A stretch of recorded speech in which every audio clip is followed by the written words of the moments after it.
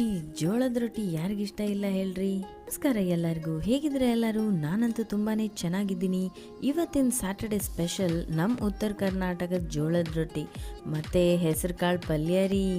ಮತ್ತೆ ಯಾಕೆ ತಡ, ಈಸಿ ಮತ್ತು ಟೇಸ್ಟಿಯಾಗಿ ಹೆಂಗೆ ಮಾಡೋದಂತ ಹೇಳ್ಕೊಡ್ತೀನಿ ಬನ್ನಿರಿ. ಇಲ್ಲಿ 3 ಕಪ್ ಜೋಳದ ಹಿಟ್ಟು ತೊಗೊಂಡಿದ್ದೀನಿ.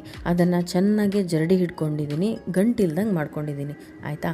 ಆಮೇಲೆ ಒಂದು ಬಾಣಲಿ ತೊಗೊಂಡು ಆ ಬಾಣಲಿಗೆ ನೀರು ಹಾಕ್ತಾಯಿದ್ದೀನಿ.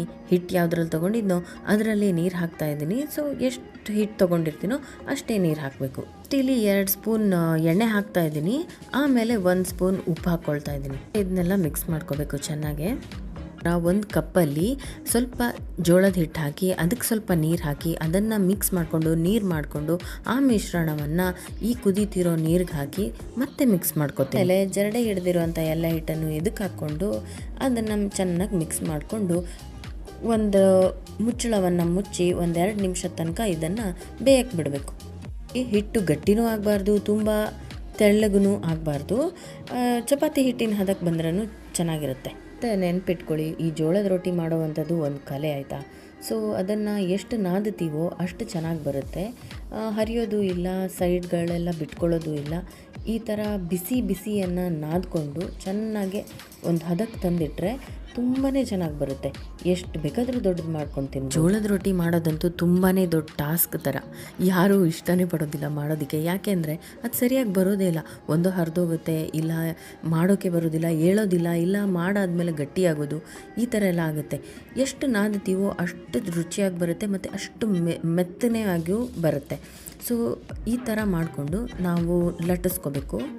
ಮಿಲ್ಲರ್ ಟು ಅಕ್ಕಿ ಹಿಟ್ಟು ಉಕ್ಕರಿಸಿ ಮಾಡ್ತಾರೆ ಗೊತ್ತಾ, ಆ ಥರದ್ದು ರೊಟ್ಟಿ ಇದು. ಸೊ ಇದು ಚೆನ್ನಾಗೇ ಬರುತ್ತೆ, ಏನೂ ಹರಿಯೋದು ಇಲ್ಲ, ಏನೂ ಆಗೋದಿಲ್ಲ, ಸೈಡ್ ಬಿಟ್ಕೊಳ್ಳೋದು ಎಲ್ಲ ಆಗೋದೇ ಇಲ್ಲ. ತುಂಬಾ ಚೆನ್ನಾಗಿ ಬರುತ್ತೆ. ಒಂದು ಸತಿ ಟ್ರೈ ಮಾಡಿ ನೋಡಿ, ತುಂಬಾ ಈಸಿ ಕೂಡ. ಅದೊಂದು ಸೀಕ್ರೆಟ್ ಏನು ಗೊತ್ತಾ, ಈ ಅಡುಗೆ ಮಾಡುವಾಗ ನಾವು ತುಂಬ ಪ್ರೀತಿಯಿಂದ ಮಾಡಿಕೊಟ್ರೆ ಆ ಅಡುಗೆ ಅನ್ನೋಂಥದ್ದು ಚೆನ್ನಾಗಿ ಬಂದೇ ಬರುತ್ತೆ. ನಾವು ಯಾವಾಗಲೂ ಅಯ್ಯೋ ನಾನೇ ಮಾಡಬೇಕಾ, ಈ ಅಡುಗೆ ಅನ್ನೋಂಥದ್ದು ನನ್ನದೇ ರೆಸ್ಪಾನ್ಸಿಬಿಲಿಟಿನ ಅಂದ್ಕೊಂಡು ಮಾಡಬಾರ್ದು. ಸೊ ತಿನ್ನೋರು ಖುಷಿಯಿಂದ ತಿನ್ನಬೇಕು ಅಂತಂದರೆ ಮಾಡೋರು ಖುಷಿಯಿಂದ ಮಾಡಬೇಕು. ಆರೋಗ್ಯನೂ ಹೆಚ್ಚುತ್ತೆ ಮತ್ತು ರುಚಿನೂ ಹೆಚ್ಚುತ್ತೆ, ಪ್ರೀತಿನೂ ಹೆಚ್ಚುತ್ತೆ ಅಂತಾರೆ. ಸೊ ನಾವು ಮಾಡೋ ಅಡುಗೆ ಇನ್ನೊಬ್ರಿಗೆ ಇಷ್ಟ ಆಗಬೇಕು ಅಂದರೆ ನಾವು ಅದನ್ನು ಅದೇ ರೀತಿಯಲ್ಲಿ ಮಾಡಿಕೊಟ್ಟಿರಬೇಕು ಅಲ್ವಾ, ಇಷ್ಟಪಟ್ಕೊಂಡು. ತಿನ್ನೋರು ಕೂಡ ಸ್ವಲ್ಪ ಅಪ್ರಿಸಿಯೇಷನ್ ಮಾಡೋದನ್ನು ಕಲೀರಿ. ಆವಾಗ ಮಾಡೋರ್ಗೂ ತುಂಬ ಖುಷಿ ಇರುತ್ತೆ ಅಲ್ವಾ, ಇನ್ನೂ ಜಾಸ್ತಿ ಮಾಡಿಕೊಡೋಣ ಅಂತ ಅನಿಸುತ್ತೆ. ಹೇಳ್ತಾ ಇವತ್ತಿನ ನನ್ನ ಈ ಮಿನಿ ಬ್ಲಾಗ್ನ ಇಲ್ಲೇ ಮುಗಿಸ್ತಾ ಇದ್ದೀನಿ. ಎಲ್ಲರೂ ಚೆನ್ನಾಗಿ ರುಚಿಯಾಗಿ ಮಾಡಿ ತಿಂದು ಆರೋಗ್ಯವಾಗಿರಿ.